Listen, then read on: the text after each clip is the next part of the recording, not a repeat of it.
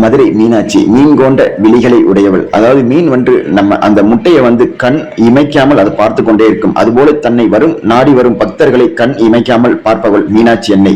மீனாட்சி அம்மன் இயற்பெயர் தாடகை பிராட்டி, பாண்டிய கன்னி என்ற பெயரும் உண்டு.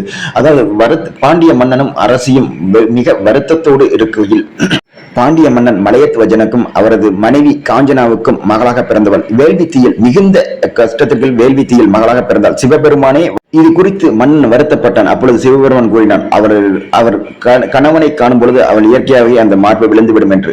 அதுபோலவே அவள் பல கலைகள் கற்றாள், பல போர்களில் வென்றாள். இறுதியாக இமயமலைக்கு சென்று அந்த போர் புரியில் அந்த சிவபெருமானை பார்த்தவுடன் அந்த பெண் என்ற நளினம் தோன்றிவிட்டது. உடனே அந்த நடுவில் உள்ள மார்பு கீழே விழுந்து விட்டது.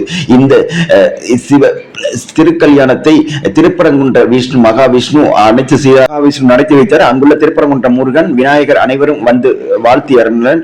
இதில் குறிப்பிடத்தக்கது என்னவென்றால், பச்சை கலர் உடை உடுத்தி பெண்கள் மீனாட்சி திருக்கல்யாணம் பெண்கள் தாலி மாட்டிக் கொள்வது சிறப்பு. வணக்கம் ஜெயஹிந்த்.